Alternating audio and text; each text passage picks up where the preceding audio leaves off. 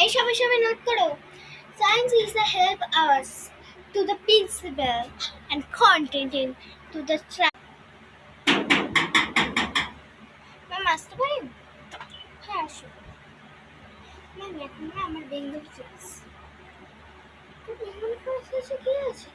Ma'am কি হয়েছে মানে?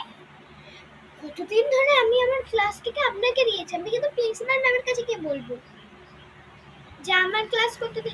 আরে বেঙ্গলি একটা সাবজেক্ট, একটা ইম্পর্টেন্ট সাবজেক্ট, সব সাবজেক্টই ইম্পর্টেন্ট হয়। আমার ক্লাস আমি আজকে দেবো না। চ্যাপ্টার শেষ হয়ে গেছে, আপনার তো একটা চ্যাপ্টার বাকি, আর তো পুরো একটা চ্যাপ্টার হয়নি। সামনের মাসে ওদের পরীক্ষা। বেরান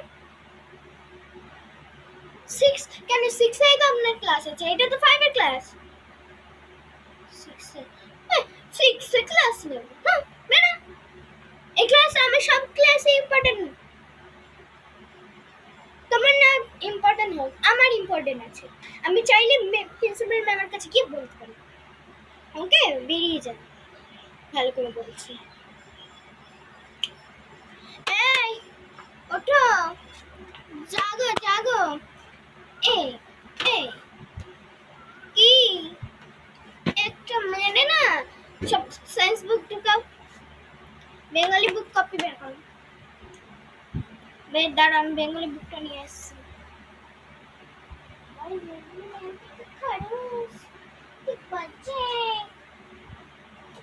মানে বেঙ্গলি বুকটা নিয়ে আসতে গেছি তো আমি শুনেছি, ঠিক আছে, যে বেঙ্গলি ম্যামটা কি বাজে।